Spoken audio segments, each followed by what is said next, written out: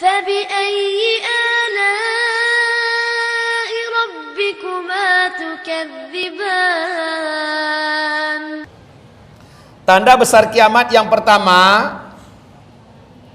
adalah dukhon menyelimuti bumi.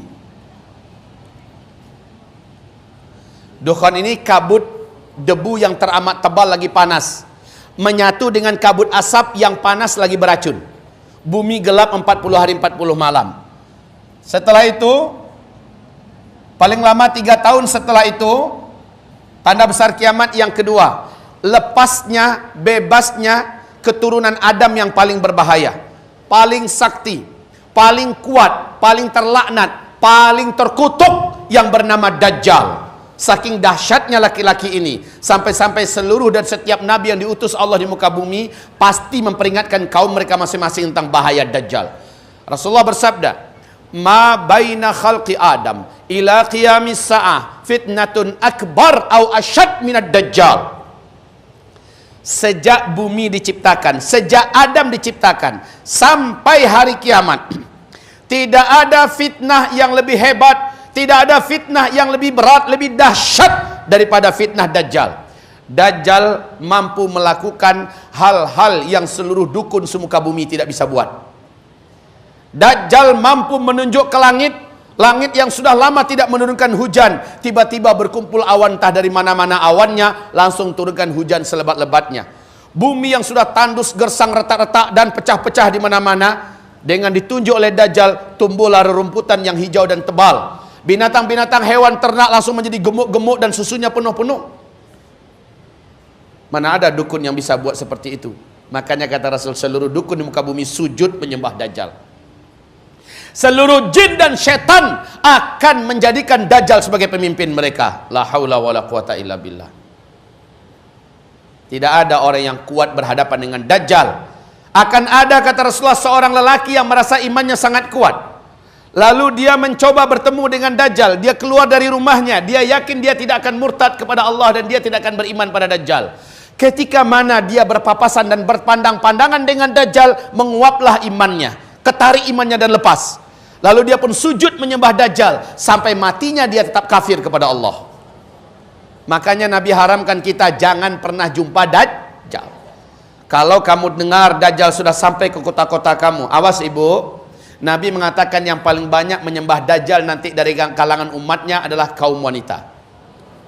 Nabi mengatakan kalau kamu dengar dia sampai ke kota kamu, apapun yang terjadi, jangan pernah kamu datang kepadanya.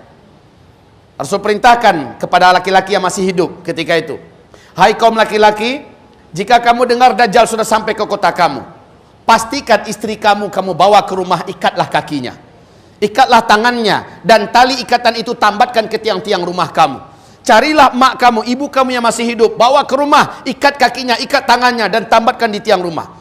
Cari anak-anak gadis kamu, karena yang paling banyak tersedot oleh magic dan sihirnya Dajjal. Ketika Dajjal masuk ke suatu kota, dia langsung sebarkan sihirnya, kekuatan sedotannya, magicnya, hipnotisnya, menyebabkan orang-orang lemah iman akan keluar dari rumah dan menuju ke titik di mana Dajjal berada. Saat mereka sampai di situ, mereka akan sujud. Dan kata Rasulullah, siapa yang sujud kepada Dajjal, dia kafir kepada Allah. Walaupun Dajjal sudah pergi meninggalkan kotanya, orang ini akan tetap kafir sampai akhir hayatnya. Dan dia akan kekal dalam neraka. Makanya tidak ada fitnah yang lebih hebat dan lebih berat daripada Dajjal. Dan ibu yang paling banyak hidup ketika itu. Oleh sebab itu Nabi mengajarkan di sini, di kitab ini, perhatikan baik-baik apa yang saya isyaratkan di kitab ini, zikir akhir zaman. Ada 6 petunjuk Nabi agar selamat dari Dajjal. Agar kamu selamat dari Dajjal, lakukan ini. 1, 2, 3, 4, 5, 6. Siapa yang melakukannya, dia akan terlindungi dan selamat dari Dajjal. Yang tidak tahu tentang langkah-langkah perlindungan ini, dia akan menjadi pengikut Dajjal. Dia akan kekal di dalam neraka selama-lamanya. Awas, Dajjal sudah dekat keluarnya. Ibu tahu syarat-syarat Dajjal keluar. Di dalam hadis sahih Imam Muslim, di dalam hadis sahih Imam Muslim, Rasulullah sallallahu alaihi wasallam bersabda, ada 2 tanda alam yang tidak bisa dibuat-buat, yang pasti akan terjadi menjelang Dajjal keluar. sebagai tanda bahwa Dajjal itu sudah keluar. Dua tanda alam ini, satu, apabila kebun kurma di Baisan sudah tidak berbuah, itu pertanda Dajjal akan keluar. Tahukah ibu di mana kebun kurma Baisan ini? Sekarang ini adanya antara Yordania dan Palestina. Buka di Google. Tahukah ibu bagaimana perkembangan kebun kurma Baisan ini sekarang? Ini hadis sahih Muslim loh, Bu. Rasulullah menyebutkan pada saat itu kamu akan bisa memastikan Dajjal akan keluar ketika kebun kurma di Baisan kurmanya tidak lagi berbuah. Ini tahun ke-5 masuk tahun ke-6, Bu. Sejak 5 tahun lebih yang lalu kebun kurma Baisan sudah tidak berbuah 100%. Sudah tidak berbuah 100%. Yang kedua kata Nabi,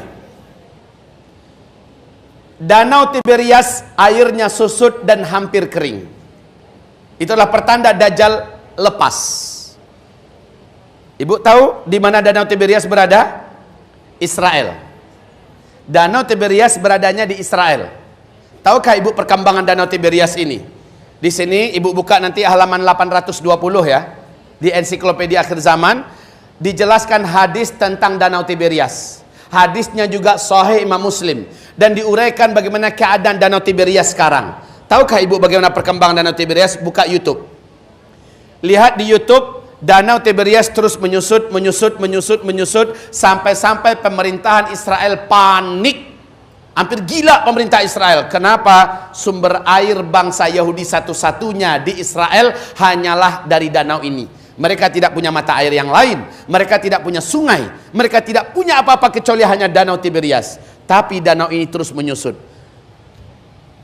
Kedalaman danau ini dari permukaan ibu-ibu,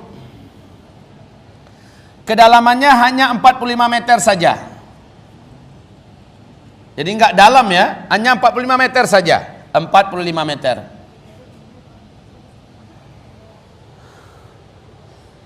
Sejak tahun, dan airnya nggak pernah susut sepanjang sejarah. Tapi sejak tahun 2003 sampai 2013, berapa tahun? Hanya 10 tahun, air danau ini telah susut 16 meter. 16 meter. Subhanallah, kalau hanya 45 meter kedalamannya, susut 16 meter, maknanya lebih 30%, enggak. Lebih 30% telah susut. La haula wala quwata illa billah. Akhir tahun 2015, bagian yang paling menonjol dari dasar-dasar danau sekarang sudah kelihatan seperti pulau-pulau kecil. Sudah seperti ini.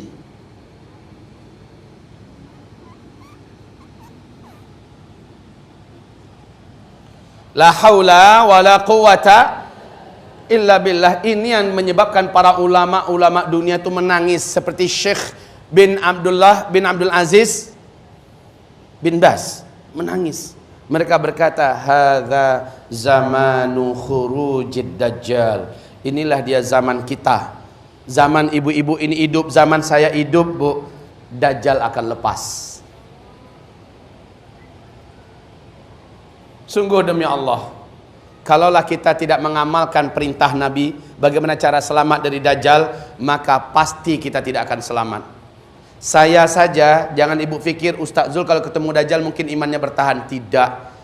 Nabi mengatakan akan ada lelaki yang merasa imannya sangat kuat, lalu dia keluar untuk berhadapan dengan Dajjal, lalu dia murtad kepada Allah, kafir dan beriman pada Dajjal. Nabi haramkan jangan jumpa Dajjal. Jangan jumpa dengan Dajjal.